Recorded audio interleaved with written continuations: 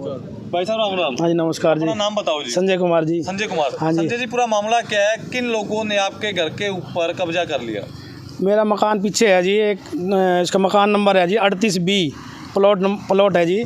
उसके ऊपर किसी सरोज नाम की लेडीज़ ने कब्जा कर लिया है। वो कह रही है भाई मेरा मकान है ये। हमने कहा भाई डॉक्यूमेंट दिखा दे, बोली डॉक्यूमेंट नहीं है। पुलिस को हमने कई बार इतला कर दिया है, कई बार इनको कंप्लेंट दे चुके हैं, किसी प्रकार की कोई कार्रवाई नहीं हो रही। वो कह रही है कि भाई मेरा कागज़, हमने इनसे कहा भाई आपके कागज़ है तो कागज़ दिखाओ आप। उनके पास कोई कागज़ नहीं है। वो धक्का बस्ती आदमी लेके हमारे घर पे कई बार परेशान कर दिया। जो हमारे किराएदार रह रहे थे उसको घर से बाहर निकाल दिया। आज सुबह 9 बजे करीब वो दरवाज़ा कूद के अंदर आ गई और आगे हम बैठ गई, बोला ये मेरा मकान है। उसके बाद PCR आई। PCR ने कहा भाई आप दोनों पक्ष चौकी में चले जाओ, वहाँ जाके आप लोगों का समाधान होगा। हम तो वहाँ से आ गए मगर वो अब तक नहीं आई। आज भी वो हमारे घर पे बैठी है। ये मामला है तो है कहाँ का? ये मकान ये आज़ाद नगर आंचल विहार का है जी। आंचल विहार का। हाँ जी हाँ जी। एक बात बताइए, जो महिला आपके घर के अंदर गेट कूदी है जो आप बता रहे हो, हाँ जी हाँ जी। वो कौन थी, कहाँ की रहने वाली है, क्या पहले किराएदार थी, क्या था? हाँ वो 2 साल पहले किराए पे रहती थी हमारे। अच्छा। हाँ, और उस टाइम हमने 1 साल वो हमारे किराए पे रही। उसके बाद उसने किराया नहीं दिया, हमने घर से निकाल दिया। उसके बावजूद अब वो कह रही है कि मकान मेरा है, आप जो करना करो, मैं नहीं, मतलब मैं मकान नहीं छोड़ूंगी। अच्छा। कागज़ कुछ है नहीं, अगर उसके पास कागज़ हो तो कागज़ दिखाए, हम सहमत है उस बात से। एक बात बताइए, आपके पास आपके घर के कागजात हैं वैसे खुद बिल्कुल के? है जी, बिल्कुल पक्का प्रूफ है जी। ये लो जी।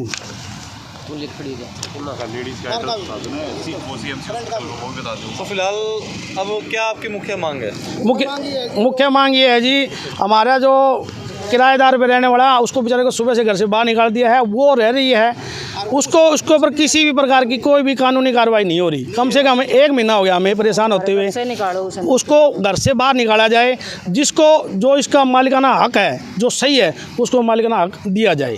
उसके खिलाफ सख्त से सख्त कानूनी कार्रवाई की जाए। जो किराएदार आपके घर में था, जिसे आज सुबह बाहर निकाला गया, किराएदार कहाँ फिलहाल अभी? ये रह रही। अच्छा, आप ही उस घर में रहते हो? हाँ जी। तो क्या पूरा मामला हुआ सुबह आज? मामला ये है जी, पिछली 20 तारीख 11वां महीना को भी सुबह सुबह ये आई थी, चारपाई लेकर और पंखा लेकर अंदर एंट्री करी ने ज़बरदस्ती। जब मैं दूध लेकर आया था, बस 2 कदम पे ही मेरा मकान है जहाँ से मैं दूध लेता था, तो इसने सुबह एंट्री करी। मैं देखा, मैं कहा ये कौन है, तो मैं एकदम कुछ हाव भाव मैं समझ नहीं पाया। तो वहाँ उन पंखा रख दिया, कहने लगी आख भाई ये तो मेरा घर है, तू यहाँ से निकल। मैंने मालिक को उसी टाइम सूचित किया, मालिक उसी टाइम आ गए थे। और उस दिन से आज तक वो मेरे को परेशान करने लग रही है। और आज सुबह 9 बजे के करीब की बात से मैं अंदर अपने काम में व्यस्त था, खाना वाना बना रहा था, और मैंने खाना खाया तक नहीं, खाना बनाया ज़रूर था, खाया तक नहीं। उसी टाइम वो गेट ऊपर से कूद कर अंदर आई है। उसी टाइम मैंने अंदर से कुंडी बंद करी अपने मकान की भी। और भाई को मैं अकेला रहता हूँ, मेरा बच्चा रहता है, लेडीज़ नहीं है जी मेरे। तो उसने ये मान ले वो अंदर आई, तो मैंने अंदर से कुंडी बंद करके मैं अपने आप को सेफ करके, और फिर मैंने मकान मालिक को और सभी आसपास के जो सूचना की सूचित कर दिया था मैंने। हाँ जी। उसके बाद PCR भी वहाँ आई थी मौके पर। तो PCR कहने लगे भाई आप ऐसा करो, थाने के अंदर चलो, वहाँ आपकी दोनों पक्षों की सुनवाई होगी। हम तो इधर आ गए जी सारे, मगर वो सरोज है, वो नाम बता रहे हैं जो, वह यहाँ नहीं आई। तो हम यहाँ दिन भर रहे यहाँ। अब 3 बजे मैं बच्चे को स्कूल से लेने गया, तो मैंने सोचा कदे घर आ गया। वो घर देखने गया तो मेरे ताले तूड़े सभी तोड़े हुए थे, और जो कि मेरा काफ़ी नुकसान होने का संदेश है। मेरा सब कागज़ सब कुछ वहीं पड़े है जी। मैं अपने बच्चों का कैसे लाइफ बढ़ाऊँ जी? मैं परेशान कर दिया जी। उसको 1 महीना हो गया जी, कहने लगी तू यहाँ से निकल कर चला जा। आजकल हर घर में मिलने, मान ले किराया पर कमरा मिलना भी मौत हो रहा है जी, ऐसे लोगों की वजह से।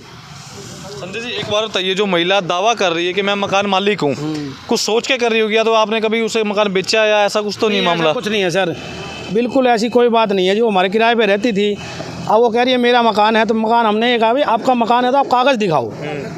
हमने कोर्ट में भी केस कर रखा है सर, 14 तारीख है उसकी, मगर वो ना तो कोर्ट में आ रही, ना वो यहाँ आ रही। वो सिर्फ और सिर्फ हमें परेशान कर रही है। पुलिस प्रशासन की तरफ से हमें किसी प्रकार की कोई भी वो नहीं मिली। हमने CD बना के SP को भी दे दी है, IG को भी दे दी है, यहाँ भी दिखा रहे हैं, आपको भी दिखाएंगे हम। ठीक है जी।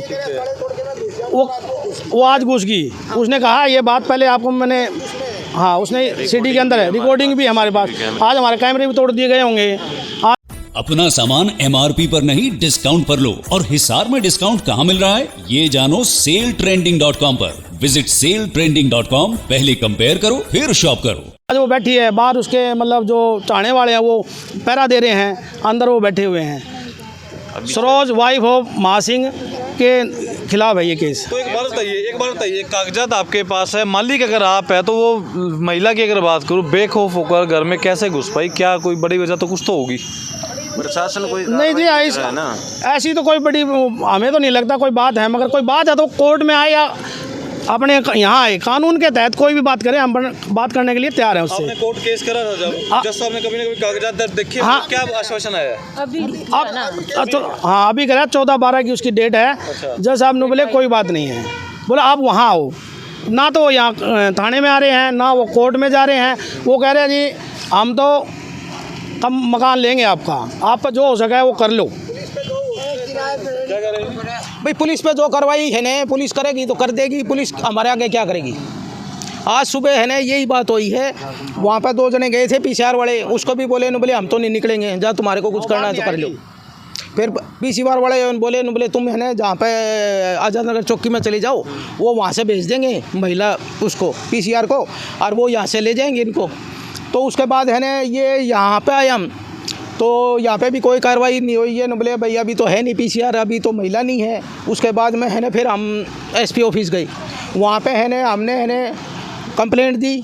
तो SP ऑफिस में SP साहब तो बैठे नहीं थे, उन्होंने है ना वो लिख ली और वो ये बोले भाई ठीक है तुम्हारी ये कंप्लेंट आ गई है। उसके बाद हम DSP से मिले, DSP ने फिर है ना इनके पास थाने वाले के पास SHO के पास फ़ोन किया होगा, तो वो न बोले आप जाओ, और वहाँ से थाने वाले ने PCR भेज दी है महिला, और वो जाके है ना उसको वहाँ से पकड़ के निकाल लेंगे और वो वहाँ जाएंगे, तुम्हारा समाधान हो जाएगा।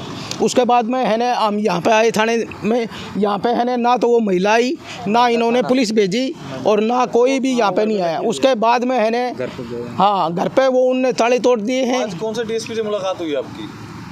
क्या नाम था उसका? अशोक, पता नहीं नाम का तो हमारे को, वो है ना इसमें DSP है, उन्होंने से बात। हाँ नाम पड़ोसी हैं आपके? एक बार बता पाएंगे मकान किसका है वैसे? जी मन तो दूर से इनके कृष्ण की पड़ोसन, इनसे पूछो किसी ने। इसका सिम्मा का मकान तो कितने साल हो गए देखते हो जी आपको इनको? मौका ये तो मेरे इन्ना तो 2 साल हो गए मकान लिए, इन्ना तो देखने तो मार दो रहे हैं जी। ये तो हमने 20 साल हो गए। अच्छा उस जगह पे। हाँ एक बात है, आपसे कोई ना कोई बात ऐसा हो नहीं सकता कि छुपी हो, आए दिन कोई ऐसा होता है गामा वगैरह? हम गामा तो जी वाय करे और तो कौन करे था हम गामा। तो क्या वो मकान मालिक की आधा हिस्सा है या क्या किराया? कुछ को नहीं उसका, वह पहले भी किराए पे थी और किराए पे ही है, वह धक्का बड़ा है भी। कॉन्ट्री आपकी कुछ अच्छा क्यों लगे कि ऐसा कोई धक्का है? 2 साल पहले चली की थी आर्तत खाली करके न वही तो जबरदस्ती आई है। तो कहीं ना कहीं काफ़ी सारे सवाल अगर बात करूँ पुलिस प्रशासन पर उठते कि अभी तक कार्रवाई उचित इस मामले की सुनने के बाद निष्पक्ष जांच क्यों नहीं की जा रही।